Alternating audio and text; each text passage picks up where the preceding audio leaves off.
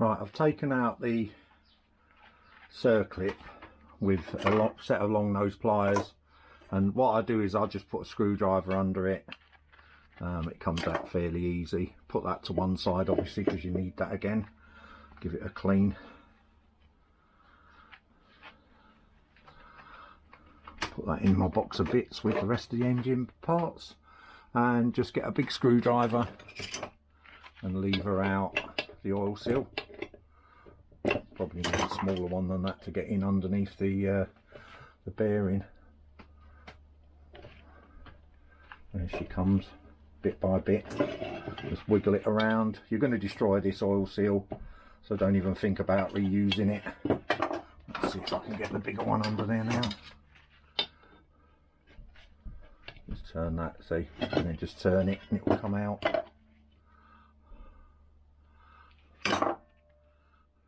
I'm just wondering what oil seals they are, what make, if there's any on them. Cortico, so they put some nice oil seals on it, so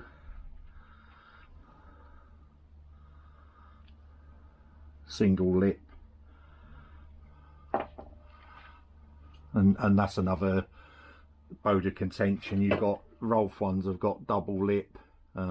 At one time I was always told to use Rolf, but racers seem to think that the single lip is better.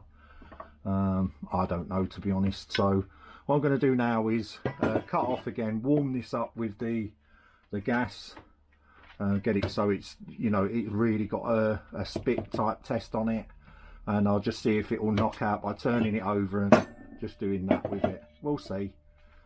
Sometimes they come out, sometimes they don't. If not, I'll let it cool down a tad and I'll just use a screwdriver and just knock the bearing slightly, and it will come out bit by bit, because it's larger than the actual hole, so it's kind of hard to get everything knocked out. You know, you have to just take your time and work your way around it. So let's see if we can get some heat into this.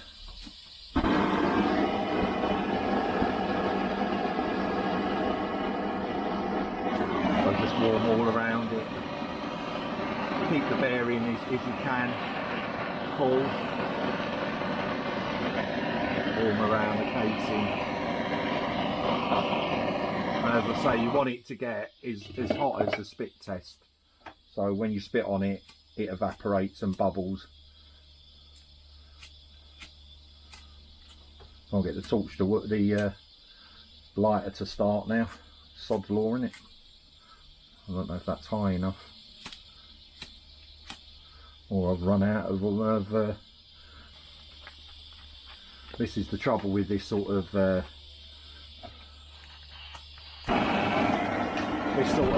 It's always going out on you, but you know, keep the heat even. I'm doing this live, so hopefully you can see what I'm doing rather than keep cutting away. And unfortunately I haven't managed to sort out my camera time lapse. When I put time lapse on it, everything looks like it's going 200 miles an hour.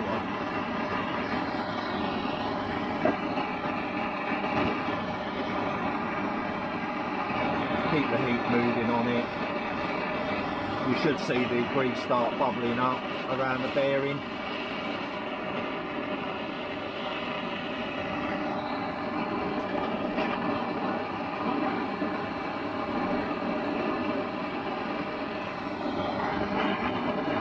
And because it's aluminium, it basically is a great big heat sink. It will spread the heat quite quickly.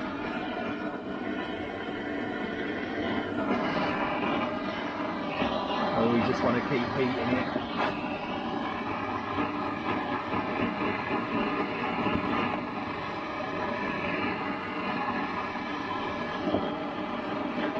It doesn't have to be hot, you're going to melt anything. All you want is that to expand and let go of the bearing.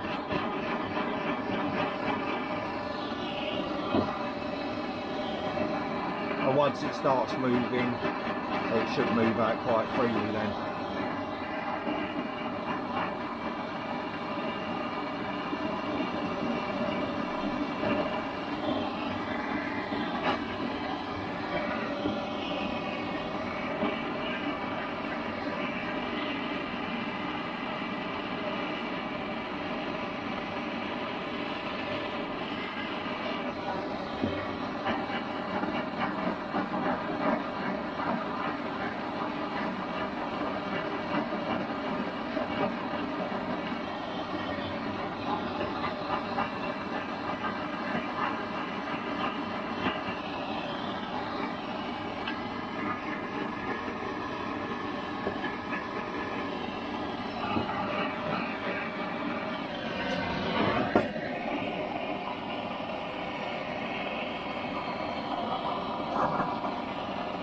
try and it doesn't turn it out like that. So let me see if that's hot enough.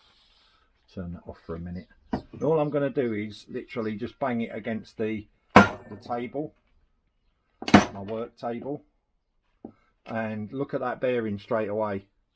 I don't know if you can see that, but it's more or less fallen straight out.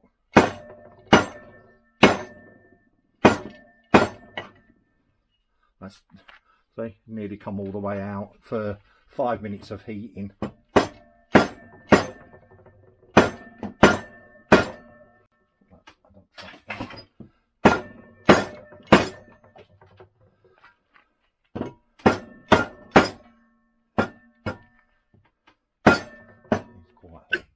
Quite hot to hold actually, so what you can do as well is just get the screwdriver and just give it a bit of a tap.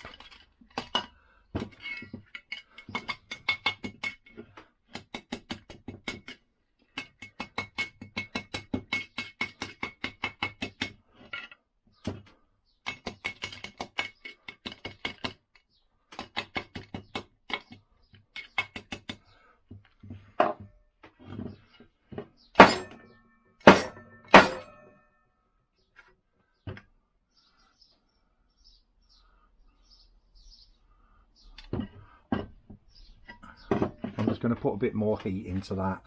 You can see though the idea, it just comes straight out, falls straight out, and what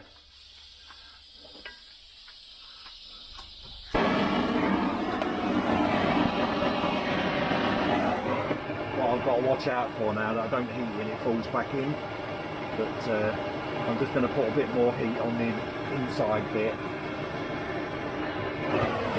Here.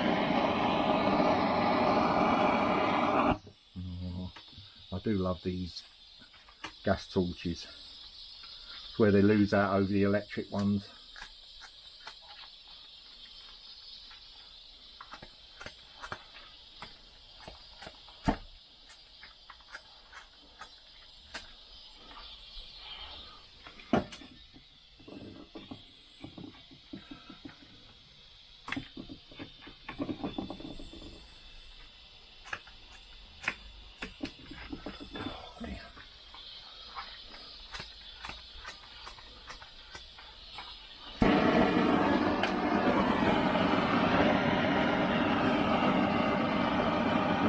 Down for a second or two.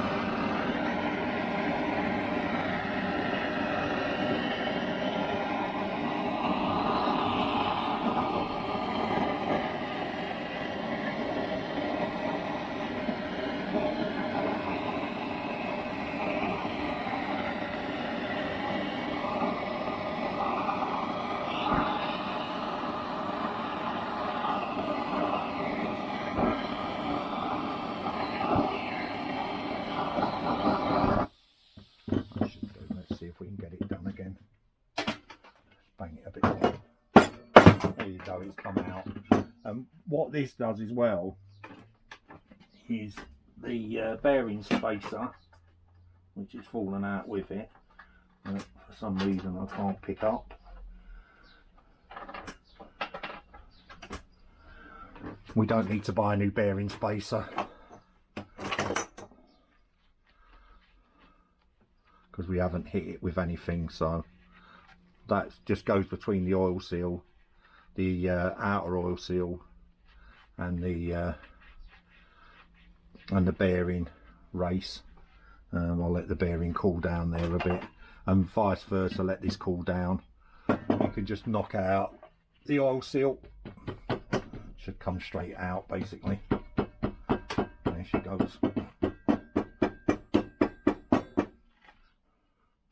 It's probably melted in position, but again, just use the screwdriver on the edge, give it a bang and it's out. And that's our outer oil seal, and that's the wrong one that was sent to me. They sent me the inner one. And again, I could probably get around reusing that because it's come out actually with no damage on it, but I don't know about you, I won't be doing that. So and I can't tell you what make that is, it's got no make on it, but that's how you remove the bearing. Let me pick the bearing up. I'll use a pair of pliers. You know, you just got to remember everything is damn hot. I'll just move out the way a bit and I'll pick that up.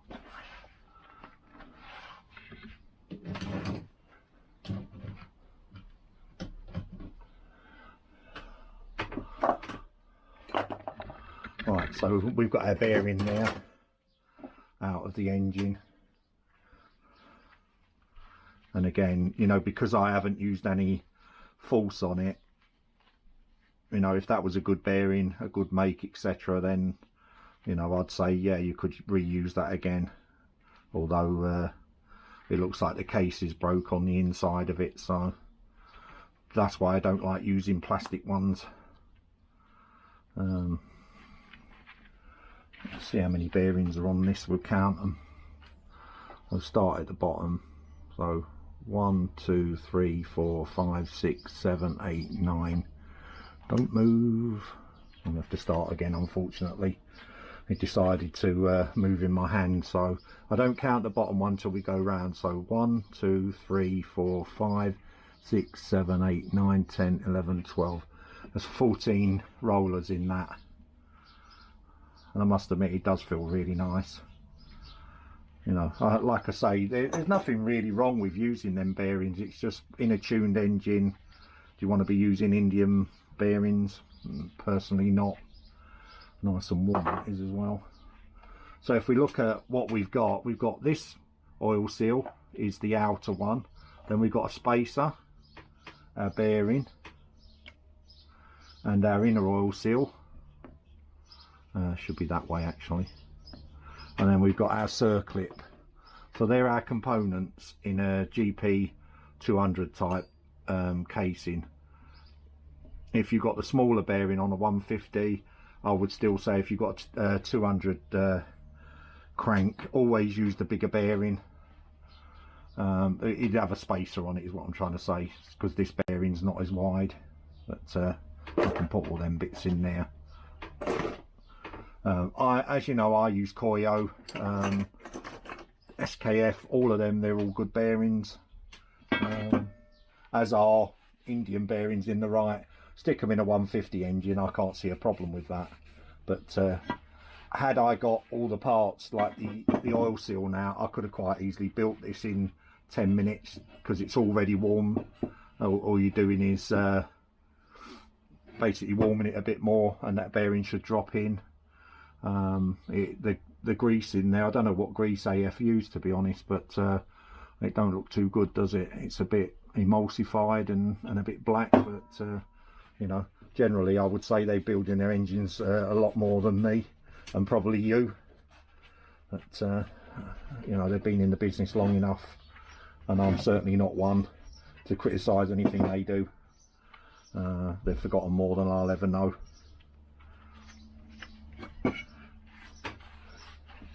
And in fact, this engine has been, you know, dynamite basically, but that is horrendously hot at the moment. You know, I'll be cleaning that off, getting all the remnants of the gasket off, like I did with the front and the side. Just use I use a knife and just take your time with it. Keep it at quite a steep angle even, and just take off the paper.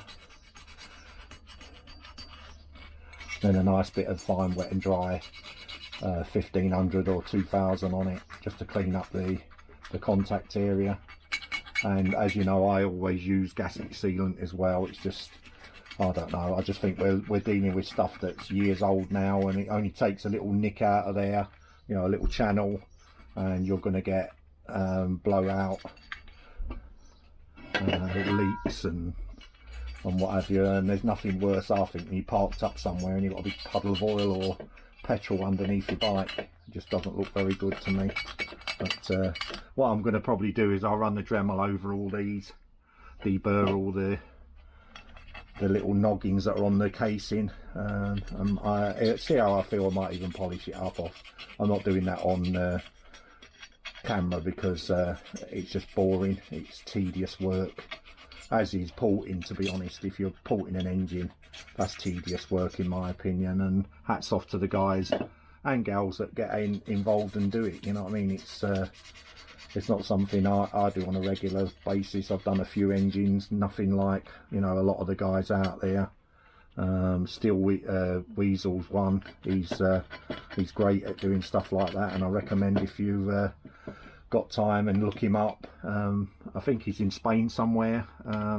When I first started this channel up, he was one of the first people to give me some advice, and you know, and I agree with most of what he said, which is, at the start up you are very amateurish, and I probably still am now. You know, I don't do this for a living like some people. This is our hobby. I've managed to not perfect, but I've managed to get fairly decent. Proficient is the word I'm looking for, over the years doing them. But you know, I can build an engine and I can get somewhere, and touch wood, generally they run fairly reliable because I don't cut corners.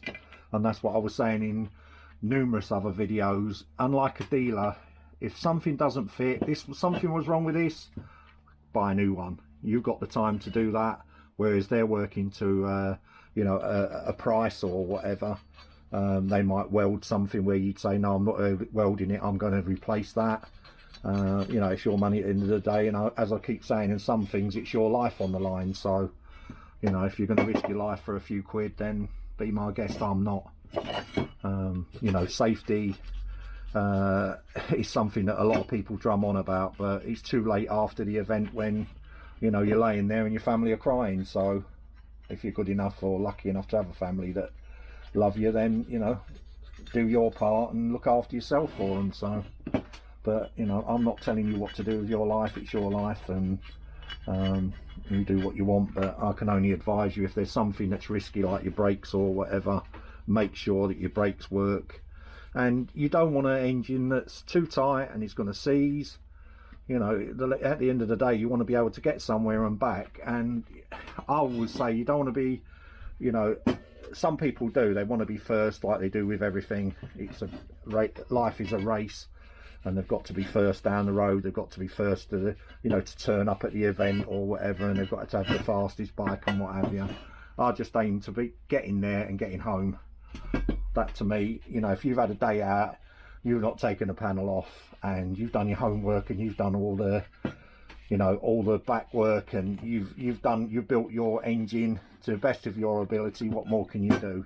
Like I say, you'll always, when you're restoring a bike, you'll always beat, in my opinion, or you can always beat a dealer scooter that they've built, because you've got all the time in the world and you know your budget.